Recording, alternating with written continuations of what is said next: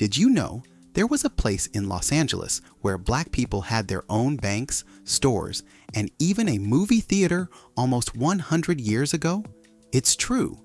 It was full of life, music, and big dreams. Let me tell you about the Black Wall Street of Los Angeles. Now, don't get this mixed up with the famous Black Wall Street in Tulsa, Oklahoma.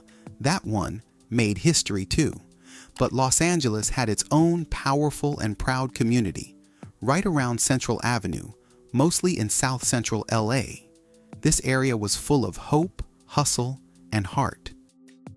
It started back in the early 1900s. Many black families moved to LA from the South, places like Texas, Louisiana, and Mississippi. They were looking for better jobs, more freedom, and a safe place to raise their families. And when they got to LA, they didn't just settle in, they started building. Black people in LA opened businesses, bought property, and created their own spaces for success. They weren't waiting for a seat at the table. They were building their own table, chairs, and the whole dining room.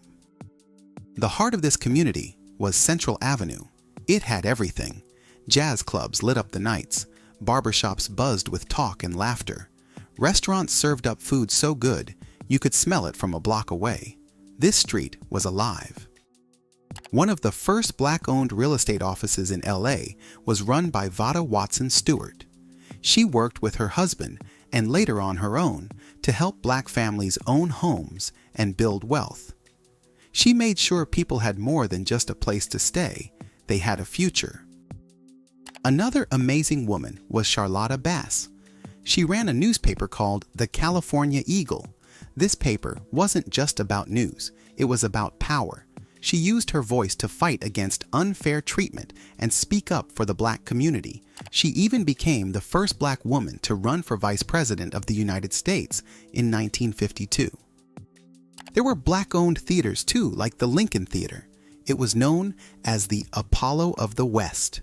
People came from all around to see shows there, and they didn't just walk in. Oh no, they dressed up.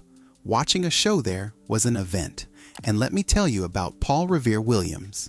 He was a famous black architect who worked all over Los Angeles. He designed homes for stars like Frank Sinatra and Lucille Ball.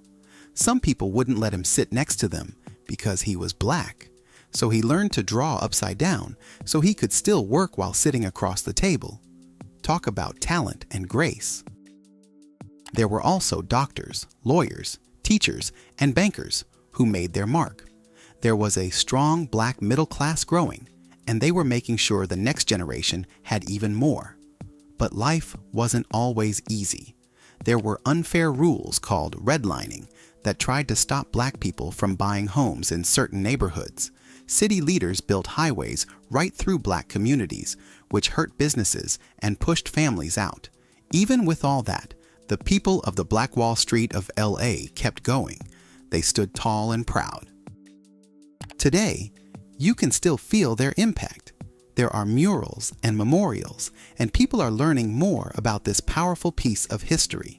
The legacy of Black Wall Street in Los Angeles reminds us that even when the world tries to block your path, you can build your own road.